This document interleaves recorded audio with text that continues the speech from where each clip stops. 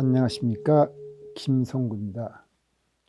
오늘은 무엇이 불교인가, 그리고 무엇이 불교가 아닌가라는 시리즈 강의 제5부의 첫 번째 강의를 시작하겠습니다. 우리가 제2부, 3부, 4부에서 임사체험과 최면퇴원과 윤회에 대해서 강의를 했는데, 그때 항상 신비한 현상에 대해서 반대하는 의견은 뭐냐면 유물론이었습니다. 우리의 두뇌가 정신상태를 만든다. 그러면 우리가 옳다고 믿고 있는 어떤 과학적 진리의 믿음, 소위 과학적 믿음의 토대는 얼마만큼 확실한 건지, 그런 면에서 믿음의 토대에 대해서 한번 생각해보는 시간을 갖기로 했습니다. 첫 번째 강의 제목은 움벨트인데 독일어입니다. 우리가 인식한 세상이라는 뜻입니다. 반야심경에서는 원리, 전도, 몽상, 구경, 열반, 삼세제불이라고 하는데, 무슨 말이냐면 우리가 뒤바뀐 헛된 생각을 하고 있으니 거기서 벗어나야 한다는 뜻입니다. 근데 이런 말을 한 사람이 서양 사람도 있어요. 덴마크 철학자 키에르케고르 있는데, 그 사람은 뭐라 그랬냐면 사람이 속는 방식에는 두 가지가 있다. 하나는 사실이 아닌 것을 믿을 때이고, 다른 하나는 사실인 것을 믿으려고 하지 않을 때이다. 반야심경과 비슷한 얘기를 하는 거죠. 이 강의 목적은 우리가 통상적으로 옳다고 인식하고 있는 것이 사실인지, 아니면 단순한 믿음에 불과한지를 과학적으로 논리적으로 검토하고 사물을 바라보는 우리 관점에 어떤 혁신이 필요한지를 살펴보는 것입니다. 즉 바르게 생각하고 바르게 사는 것이 무엇인지 알아보자는 것입니다. 이 목적을 위해서 먼저 두 가지 용어를 설명하려고 합니다. 세상이라는 용어에 관한 해서인데, 우리가 세상이라고 말할 때 여기에는 두 가지 의미가 있습니다. 하나는 있는 그대로의 세상이고, 다른 하나는 우리가 인식하는 세상 또는 인식된 세상입니다. 이렇게 세상을 두 가지로 구별하는 좋은 영화가 독일의 벨트와 움벨트입니다. 벨트가 영어의 월드에 해당하는 건데, 움벨트는 영어에 거기에 해당하는 단어가 없죠. 그러니까 벨트가 실제의 세계 또는 실제한 세계라고 한다면, 움벨트는 우리가 주관적으로 인식하는 현실로의 세계라고 할 수 있습니다. 즉 우리가 보통 이 세상이 어떻다든지 세상이라고 말하는데, 세계라고 말할 때는 사실은 있는 그대로의 세계를 우리가 알고 말하는 건 아니죠.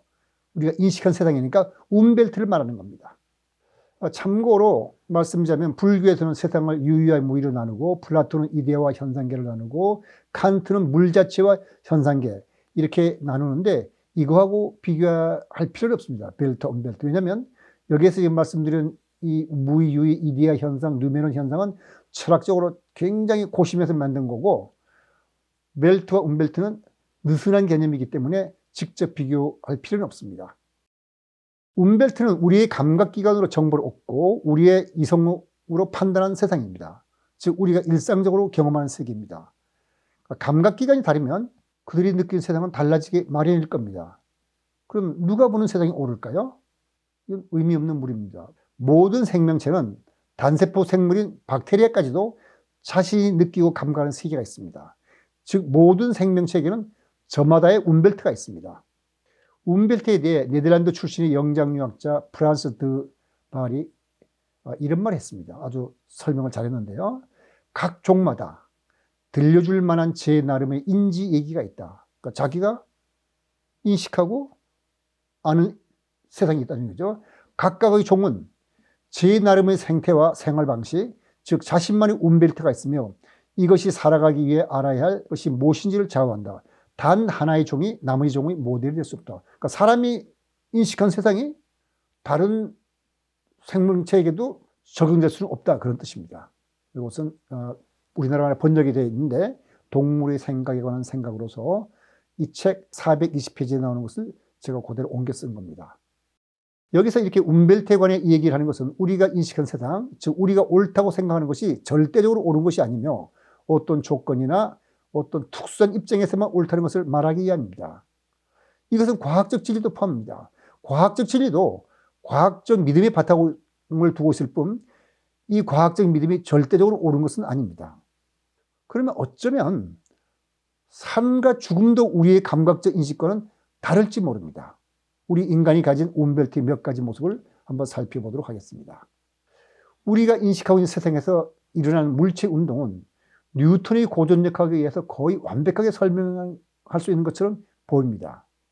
생물의 종은 부모 유전자를 물려받아 자손 대대로 변하지 않고 계속 같은 형태를 유지하고 있는 것처럼 보입니다. 적어도 다윈이 진화론이 나오기 전까지는 그렇게 보였습니다.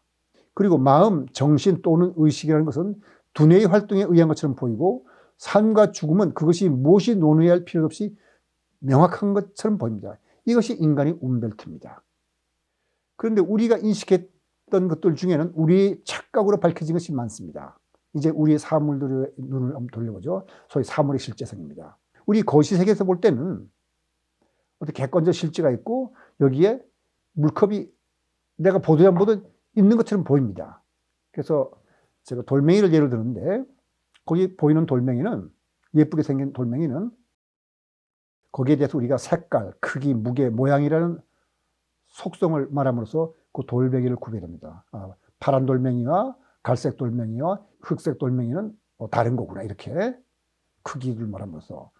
그럼 이 속성들은 어디서 오는 걸까 하고 생각해 보면은 이게 우리가 관찰해서 만들어진 것인지 아니면 관찰과는 상관없이 이 속성들은 돌멩이의 고유한 성질로 존재하는 것인지 물리학에서는 이 속성들을 수치로 나타내고 측정을 합니다. 물리학에서 나오는 건 모든 것을 물리량으로 나타내는데 예를 들면 사랑과 기쁨은 우리가 수치로 못 나타내기 때문에 그건 물리적 개념이 아니죠. 그러니까 물리적으로 측정해서 숫자로 나타낼 수 있는 걸 우리가 물리량이라고 그러고 그걸 통해서 설명하는 것이 소위 물리적인 세상입니다. 우리는 돌멩이라는 객관적인 물리적 실제가 있어서 우리의 측정을 통해 그 속성을 알고 크기, 색깔, 무게, 모양이라는 물리량을 알아낸다고 생각합니다. 우리가 그런 물리량을 모르더라도 돌멩이는 거기에 그렇게 있다고 우리가 생각하고 통상적으로 경험하는 거시세계에서는 분명히 그렇습니다. 그게 뉴턴력학이 말하는 거죠. 우리가 이 거시세계는 내가 보든 안 보든 커브력이 존재해요. 그것이 우리의 움벨트입니다. 그런데 양자역학으로 기술하는 원자 이하의 미시세계는 그렇지 않습니다. 관찰자가 관찰하기 전까지는 물리량인 것이 없었습니다. 관찰자의 관찰과 더불어 물리량이 만들어지는 겁니다. 그런데 원자 이하의 미시세계에서만 양자역학이 성립하냐면 그렇지 않고 원리적으로는 양자역학은 미시세계를 포함해서 뉴턴역학이 설명하는 거시세계도 다 양자역학을 기술돼요. 기술하는데 양자역학적으로 거시세계를 기술하게 되면 그것이 뉴턴역학처럼 되게 되어 있습니다. 그러니까 거시세계에 있는 것들은 거시적 사물들이 모이다 보면은 그 양자 현상이 잘 나타나지 않는 거죠. 근데 원자 이하의 미세계에서는 양자 현상이 눈에 잘 띄게 돼 있어요. 지난번 양자역학과 반야심경이라는 강의를 했는데 거기에 자세히 설명했기 때문에 양자역학적 현상을 또 설명하지는 않겠습니다. 거기에 보면 제가 그런 말을 한 적이 있습니다. 이중 스릿에서 여기에서 전자를 하나씩 보낼 때 이 전자가 관찰하지 않으면 분명히 슬릿 두 개를 통한 것처럼 간섭무늬를 만들고 관찰하면은 위에 스릿이나 아래 스릿 둘 중에 하나로 오는 것이 보여요. 그래서 위치가 결정되죠. 위에서 오는 것을 봤으면 그때는 간섭무늬가 사라지게 됩니다. 그건 무슨 말이냐면 위치라는 물리적 속성은 관찰했기 때문에 생겨난 겁니다. 다른 물리도 마찬가지입니다. 운동량이라든가 속도라는 것도 관찰하지 않으면 우리가 기술하는 물리계에서는 애매하게 있다가 관찰에서 나타나거든요.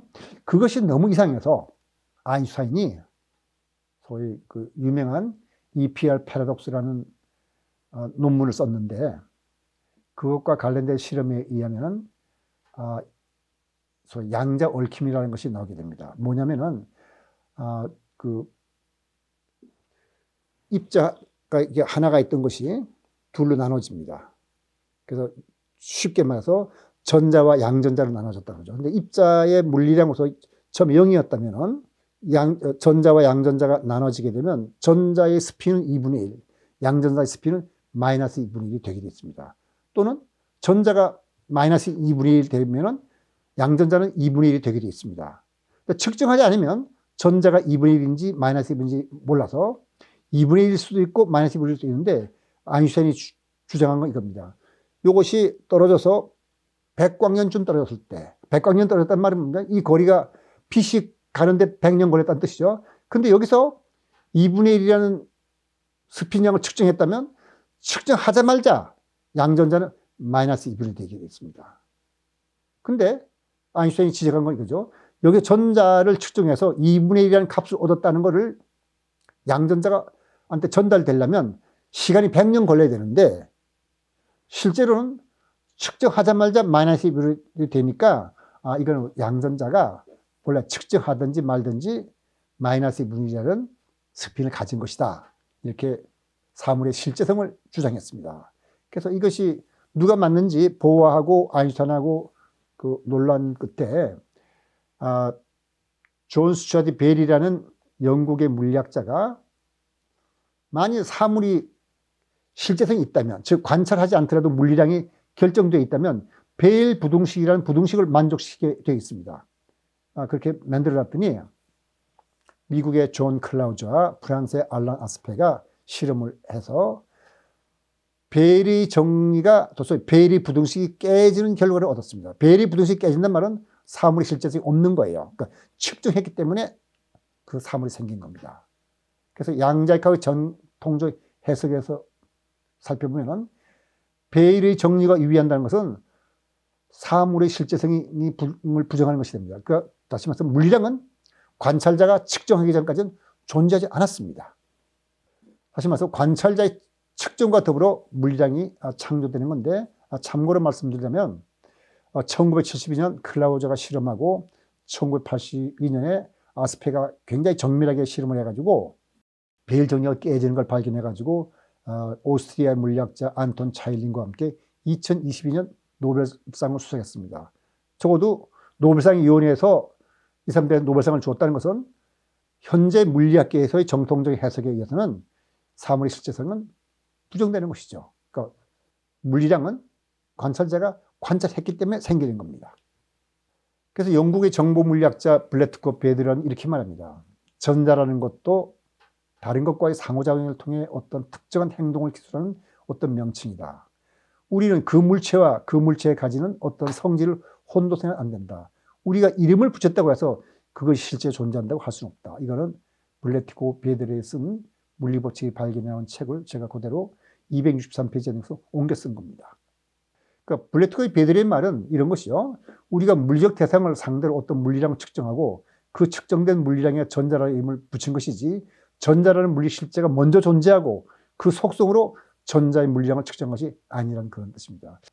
조금 쉬어가는 느낌으로 제가 김춘수 시를 썼는데 그 시인들은 어떤 날카로운 어떤 직관력에 의해서 이런 걸 깨닫는 모양이에요. 아주 김춘수 시에 비슷해요. 내가 그 이름을 불러주기 전에는 그는 다만 하나의 몸짓에 지나지 않았다. 내가 그 이름을 불러줬을 때 그는 나에게로서 꽃이 되었다. 꽃이 본래 있는 게 아니고 이름을 부르니까 꽃이 온 거예요. 그러니까 관찰했기 때문에 이게 생겼다는 거죠. 그래서 이게 하도 이상하니까 아인슈타인이 그런 말 했죠. 달은 우리가 보는 자가 없으면 존재하지 않는가. 그 생쥐가 관찰하더라도 파동함수가 붕괴되고 물체가 나타나는가 이렇게 말하는데 사실 사물의 실제성 문제는 오랫동안 물리학자들이 논쟁을 벌이고 논란이 있었던 문제인데 알란 아스페의 실험 이후에는 적어도 물리학의 정통적 해석에 의하면 물리적 실제라는 것은 우리가 측정하기 전에는 없었어요. 없었다기보다도 뭐라고 말할 수 없는 거죠. 우리가 측정했기 때문에 그런 것이 나타났다. 이렇게 말할 수 있는 겁니다. 미시세계의 존재는 관찰자가 관찰했기 때문에 그렇게 존재하는 것이지 그렇게 미리 존재하는 것을 관찰자가 관찰하는 것이 아닙니다. 근데 우리 운벨트에서는 물질이 객관적 실제이지만 양자 물리학에서는 이렇게 사물의 실제성이 부정됩니다. 미시세계의 존재는 실체가 없습니다. 헛개비 같은 존재인 거죠. 근데 거시세계라는 것은 미시세계 존재들이 모여서 이루어진 겁니다. 헛개비를 많이 모아놓으면 그 실체가 되는 건가요? 이게 실체처럼 보이잖아요. 그리고 우리 운벨트는 뭔가 헛개비같이 허술한 데가 있음이 분명합니다. 물리적인 문제는 여기서 그냥 마치기로 하고 여기에 관련된 많은 문제들이 있습니다만 그 논란도 있고 하니까 여기서 그치도록 하고요. 단지 적어도 미시세계에서는 관찰자가 관찰하지 않으면 물리량이라는 것을 말할 수 없다. 존재하지 않았다는 뜻입니다. 관찰했기 때문에 그것이 만들어졌다. 요거까지만 정리하고 생물의 분류에 대해서 우리가 한번 생각해 보려고 합니다. 스웨덴의 생물학자 린나이우스가 생물을 분류할 때 그 린나이우스는 우리 움벨트에 맞춰 생물을 분류했습니다. 우리 움벨트에 맞춰서 분류했다는 말은 우리 움벨트에서는 모양이 비슷한 것끼리는 같은 종류라 부르잖아요. 그걸 린네이 분리법이라고 합니다. 그래서 거기 표시한 대로 크게 역, 세균역, 고세균역, 진핵생물역이 있고 또 개라는 것은 원생생물계, 균계, 뭐 식물계 이렇게 나눠져서 동물계 이렇게 나눠지는데 그 제일 밑에 종이 있죠. 우리 움벨트에서는 생물을 비슷하게 생긴 거에 하나의 같은 범주를 묶어서 어류, 조류, 곤충류 등의 단어를 사용합니다. 그러니까 린네이 분리법은 이렇게 우리의 움벨트에 맞춰 생물을 종류별로 분류했습니다. 그런데 진화의 개념을 적용해서 분류하면 우리가 당연하다고 생각하던 것이 당연하지 않게 됩니다. 생물을 하나의 범주로 묶으려면 공통의 분모를 가진 가지에서 갈라져 남기 묶는 것이 합리적일 겁니다. 그 왼쪽 그림을 보죠. 그게 바로 다윈의 노트에서 나온 건데 가지가 쭉 갈라져 나올 때 보면은 여기에 또 가지가 또 갈라져 나오죠. 그럼 여기서는 공통 초상에서 이렇게 가지 갈라졌으니까 이것과 이것은 전혀 다른 갈래를 가지 나왔는데 그래서 하나의 범주를 묶으려면 이 가지에서 나온 것끼리 묶어서 이것을 하나의 어떤 관아종, 여기도 하나의 관아종 이런 식으로 묶는 것이 원칙이겠죠. 여기에 있는 거 하나, 이쪽에 하나 뽑아서 같은 종이랑 묶어버리면 그건 아주 어색하게 되겠죠. 그건 누구도 동의할 겁니다. 그래서 그 다음 그림에도 보면 가지가 쭉 뻗어나면서 여러 가지가 하면 이쪽 가지에서 나온 것끼리 묶고 여기에 나온 것끼리 묶고 이거 묶고 그것을 하나의 종이나 과, 뭐 속 이렇게 말을 해야지 여기 나온 거하고 여기 나온 걸 섞어서 뭐 하나라 그러고 이렇게 해서는 안 될 거예요. 근데 생물의 겉모습은 비슷하지만 DNA를 조사하면 진화론적으로 거리가 먼 생물들이 많이 있습니다. 이렇게 진화론에 입각해서 생물을 분류하는 학문을 영어로 클래디스틱스라고 그러고 우리나라 말로 번역할 때 분기학이라고 하는데 분기학에 의하면 어류라는 개념은 잘못된 개념입니다. 왜냐하면 생물 진화의 그 분기, 그 소위 진화의 가지를 연구하는 분기학자에 따르면 물속에서 헤엄치는 물고기처럼 생긴 생물 중 상당히 많은 수가 포류류와 더 가까운 관계라고 해요. 그래서 거기 예를 들자면 두 가지를 들었는데 페어와 실러캔스라는 물고기가 있는데 이 허파와 심장 구조가 소와 더 비슷하다고 합니다. 그래서 연어와 페어와 소 셋 중 어느 쪽에 둘이 더 가까운 관계이고 어느 쪽이 더 먼 관계인가 하면은 일단 우리가 생각할 때는 연어와 페어는 비슷하게 생겼습니다. 물에 살고 뭐 헤엄치고 또 비늘을 덮였고 알을 낳아요. 거기에 비해서 소는 풀밭에 삽니다. 4달에 있고 새끼를 낳습니다. 언뜻 보면 연어와 페어가 가깝고 소는 먼 관계처럼 보입니다. 그런데 DNA 분석을 해보면 그렇지 않아요. 분기학 관점의 답이 다릅니다. 페어는 육상동물의 페어 같은 조직으로 호흡할 수가 있고 물 밖에서 살아남을 수 있습니다. 음식물이 식도로 넘어갈 때 기도로 넘어가지 않도록 막아주는 후두개도 있습니다. 심장도 소와 비슷하게 생겼습니다. 그러니까 진화의 과정에서 이렇게 가지가 갈라질 때 연어가 먼저 갈라지고 그 다음에 쭉 다른 가지로 가다가 그 중에서 페어가 나오고 난 다음에 소가 분기된 겁니다. 그러니까 분기학에 따르면 페어와 소가 더 가까운 관계이고 연어는 먼 관계에 있는 겁니다. 그러니까 다른 가지에 있는 연어와 페어를 묶어서 같은 물고기라 부르는 것은 잘못된 거죠. 그러니까 움벨트에서 볼 때는 물에 사는 생물 중 어느 것들을 골라 물고기라는 범주에 넣을 수 있겠지만 분기학자들은 어류라는 개념이 성립할 수 없다고 합니다. 이걸 잘 설명한 책이 있는데 우리나라 사람으로서 미국에서 생물학을 하고 있는 캐럴 계속윤이 쓴 자연의 이름 붙이기 책이 왜 물고기라는 개념은 잘못된 것인가를 설명을 잘했어요. 아주 굉장히 재밌습니다. 그 다음에 또 하나 아예 제목이 물고기는 존재하지 않는다는 제목의 책도 있어요. 이거 바로 세상을 다르게 보는 시각을 제공하기 때문에 두 책 모두 미국에서도 우리나라에서도 베스트셀러에 속했으니까 흥미있는 분은 자연의 이름 붙이기나 물고기는 존재하지는 읽어보시면 재밌을 겁니다. 물고기뿐만 아닙니다. 다른 생물들도 마찬가지입니다. 과학적으로 보면 버섯은 식물보다는 동물에 더 가깝다고 합니다. 우리가 볼 때는 버섯이 식물에 가깝게 것 같지만은 DNA 유사상을 조사해본 사자와 더 가깝다고 합니다. 지금까지 살펴본 것 같이 우리가 옳다고 인식한 원리나 개념이 절대적으로 옳은 것은 아닙니다.